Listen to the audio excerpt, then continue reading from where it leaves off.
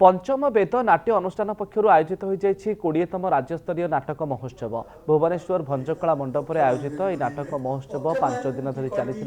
कार्यक्रम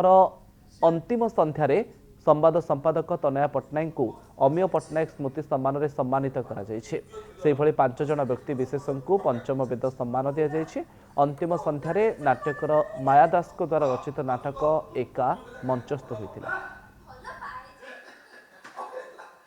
सम्मान आई नीलशैल सम्मान जगन्नाथ एवं जेहेतु मोर दादा स्वर्गत अमीय पट्टनायक ना रे सम्मान रही मते बहुत बहुत खुशी लगुच एवं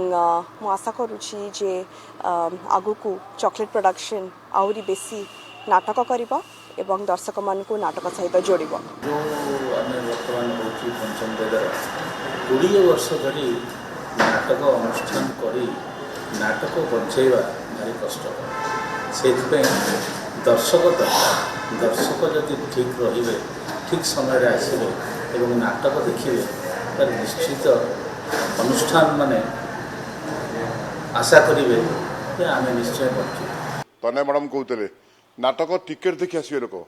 आम नाटक चाहिदा एमती करेंगे जे भल नाटक हेले ऑटोमेटिक लोक टिकेट दे नाटक देखी आसवे जहाँ हो नाटक भल कले दर्शक टिकेट देवे किंतु आम टिकेट फर नुह जेहेतु सरकार ठू किसी अनुदान पाचु तेणु नाटक आम से फर नुह कि नाटक समस्त एंजॉय करूँ से आभिमुख्य।